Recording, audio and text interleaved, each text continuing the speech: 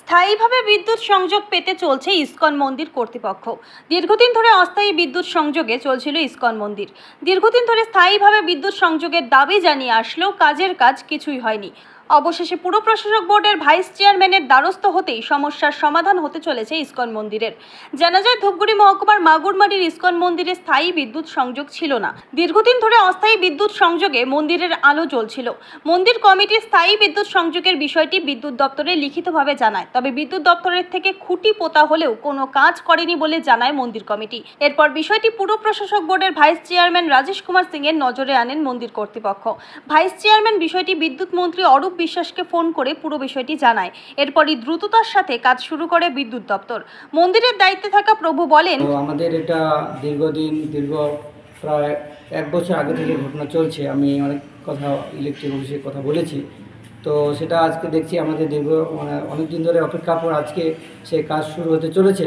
এটা আমাদের একটা আনন্দের বিষয় যে মন্দিরে আমরা লাইন পাবো, এটা আমাদের আশ্বাস আছে বা দিয়েছেন আমাদের পূর্ববর্তী যারা আছেন আর কি এই অঞ্চলে বা কাজে আর কি। তো এটা আনন্দের বিষয়, আমরা সেটা আজকে দীর্ঘায়িত হচ্ছে বা আনন্দের বিষয় তো আছে। আবার জগন্নাথেরও কৃপা, এমনি তো হয় না, বিশেষ করে জগন্নাথের কৃপা ছাড়া এগুলো কিছু হয় না। তো জগন্নাথের কৃপা আরও অন্যান্য সদস্যদের অনুপ্রেরণায় আজকে আমরা এই লাইনের সুযোগ পাচ্ছি বা স্যাংশন হয়েছে, চলতেছে কাজ, এটা আনন্দের বিষয়। এই দাবিটা আমরা প্রথমে যে ইলেকট্রিক অফিসের যে ম্যান আছেন আর কি সেবারত আছেন, তাকে বলা হয়েছিল। তিনি অনেকবার ঘেটে দেখেছেন, কোনো দিকেই সুযোগ সুবিধা পাওয়া যায়নি।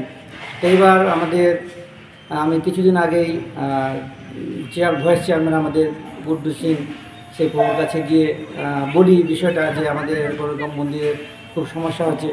তো উনি বলছে ঠিক আছে, আমি দেখছি। তো এইভাবে এখন আবার নতুন করে সেই বিষয়ে লেগে পড়ছে কাজে, সেটা আমরা একদম বাস্তবে দেখছি।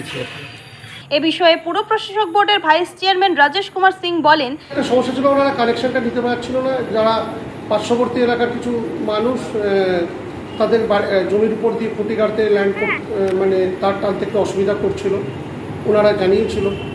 এবার আমাদের স্বাভাবিক কারণে জগন্নাথ প্রভুর প্রতি আমাদের আবেগ আছে এবং সামনেই রথযাত্রা, ওনারা আমাদের বলেন এবং আমি বিদ্যুৎ মন্ত্রী অরূপ বিশ্বাসকে এই ব্যাপারে ফোন করি এবং উনি সঙ্গে সঙ্গে এটা দায়িত্ব নিয়ে আরএন এবং ডিভিশন ম্যানেজারকে বলেন এই কাজটা দ্রুততার সাথে শেষ করা।